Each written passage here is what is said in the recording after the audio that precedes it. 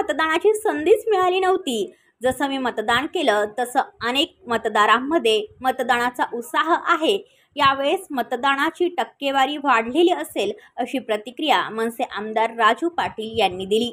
मनसे आमदार राजू पाटील यांनी आज सहकुटुंब काटेगावातील जिल्हा परिषदेच्या शाळेत मतदानाचा हक्क बजावला. यावेळी बोलताना मनसे आमदार राजू पाटील डोंबिवलीत काही ठिकाणी ईव्हीएम मशीन बंद पडले तर मतदार याद्यांमधील गोंधळामुळे नागरिकांनी गोंधळ घातला. याबाबत बोलताना ही खूप मोठी प्रोसेस आहे, त्यामुळे अशा गोष्टी होत असतात. काही ठिकाणी लोकांची जागृती कमी पडते. निवडणूक आयोग सातत्याने कार्यक्रम जाहीर करतो. ऐनवेळेस जाऊन मतदान यादीमध्ये नावं शोधतात. बऱ्याच सुविधा निवडणूक आयोगाने ऑनलाईन देखील करून दिल्यात. नागरिकांनी आधीपासूनच तयारी करायला पाहिजे. या मतदार यादीत अपग्रेड करायचं काम वारंवार सतत 12ही महिने चालू असतं. लोकांनी देखील पुढाकार घेतला पाहिजे. निवडणुका आल्या तर ते बाहेर पडून नावावर चेक करतात. अशा वेळेस लोक धडा घेतात आणि पुढच्या वेळेस ते नाव नोंदवून घेतात. कल्याण डोंबिवलीमध्ये अनेक मतदारांचे नाव गायब झाल्याबाबत बोलताना अनेक नावं उभे राहतात. ही याद्या अपग्रेड होत आहेत हे लक्षण चांगले आहेत.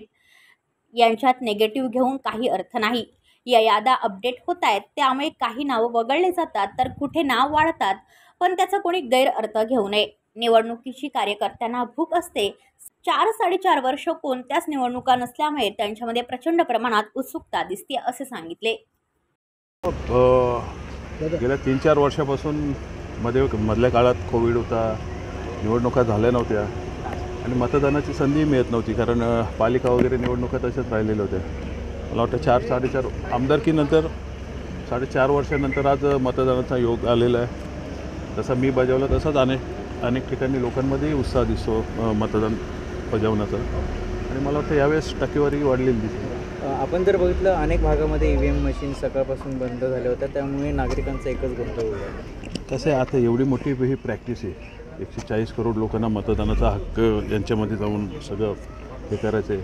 ह्या अशा काही गोष्टी होत असतात आणि काही ठिकाणी लोकांची जागरूकता कमी पडते की निवडणूक आयोग सातत्याने कार्यक्रम जाहीर करत असतो. ऐनवेळेस जाऊन मतदार याद्यांमध्ये नावं शोधा किंवा हे काही कार्यकर्ते पक्षांचे जातात, परंतु सर्वांपुढे पोचू शकत नाही. अशा वेळेस लोकांनी जर मतदानाचा अधिकार बजावायचा असतो त्यांना, तर त्या थोडा आधी तयारी करायला पाहिजे. मला वाटतं बऱ्याच सोयीसुविधा ऑनलाईन पण निवडणूक आयोगाने करून दिलेल्या आहेत. हळूहळू सुधारणा होईल याच्यात. अनेक मतदारांची नावं वगळण्यात आलेली आहे, त्यामुळे बरेच नागरिक जे आहेत पुन्हा केंद्रावरनं परत रिटर्न जात आहेत. मी तेच बोललो ना की ह्या ज्या मतदार याद्या अपग्रेड करायचं काम असतो, डिलीट करायचं काम असतो, तो वारंवार सतत 12 महिने चालू असतो. निवडणूक आयोग जागरूकता करत असते, परंतु काही ठिकाणी ती कमी पडते आणि लोकांचा तेवढा अवेअरनेस नसतो बऱ्याचदा की निवडणुका आल्या तर मग ते बाहेर पडून नावं चेक करतात. मला वाटतं अशा वेळेस लोक धडा घेतात आणि पुढच्या वेळेस नक्की त्यांचं नाव नोंदवून घेतात. परंतु ही मोठी सतत चालत असलेली प्रोसेस आहे, याच्यात अशा गोष्टी होत राहणार. साहेब, कल्याण ग्रामीणमध्ये 144मध्ये जवळपास 82,000 मतदारांचे नाव वगळण्यात आलेले आहे. मला वाटतं या याद्या फिल्टर केलेल्या आहेत. तुम्ही बघाल तर दिवा विभागात बरीच नावं दुबार होती. म्हणजे मी एकदा आम्ही असंच एक ड्राईव्ह घेतलेला माझ्या इलेक्शनच्या आधी, तेव्हा एक नाव मला 168 वेळा दिसलं. काय मिस्टेक होती मला माहीत नाही. तर अशा याद्या अपग्रेड होत आहेत. ही जी लक्षणं आहेत ही चांगली आहेत, याच्यात वाईट निगेटिव्ह घेऊन काही अर्थ नाही आहे. या याद्या अपग्रेड होत आहेत, फोटो येत आहेत, त्यामुळे काही नावं वगळली जात आहेत. त्यामुळे चांगलं आहे. कुठे ॲडिशन पण होत आहेत, त्याचा कोणी गैरअर्थ घेऊ नये. आव्हान आणि मतदारांना काय आव्हान करा? नाही, मी सकाळी 7:30 वाजल्यापासून आमच्या सहकाऱ्यांना फोनाफोनी चालू आहे. बूथवर कसे बसले की नाही हे सगळं आढावा घेत होतो आणि सगळे जोरात उतरलेले आहेत. मी बोललो ना, निवडणुकीची भूक असते कार्यकर्त्याला.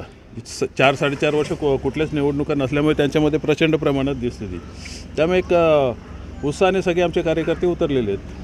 13 ठिकाणी मतदान सुरू आहे, मात्र कल्याण लोकसभा जे आहे इथे मतदानाचा टक्का 9 वाजेपर्यंत सर्वात कमी आहे. तर हा गोंधळामुळे हा प्रॉब्लेम आहे असं म्हणता येईल का? मला वाटतं लोक उतरतील. 9 नंतर साधारण येतात लोक, एकदम सकाळी पण कोणी येत नाही. 8-8:30ला काही लोक येतात मॉर्निंग वॉकला वगैरे येणारे. तर त्यानंतर मला वाटतं 12 नंतर टक्केवारी आल्यावर त्याच्यावर भाष्य केलेलं योग्य राहील. टक्का वाढेल यावेळेस. Bureau report Dombivli, Kalambhumi news.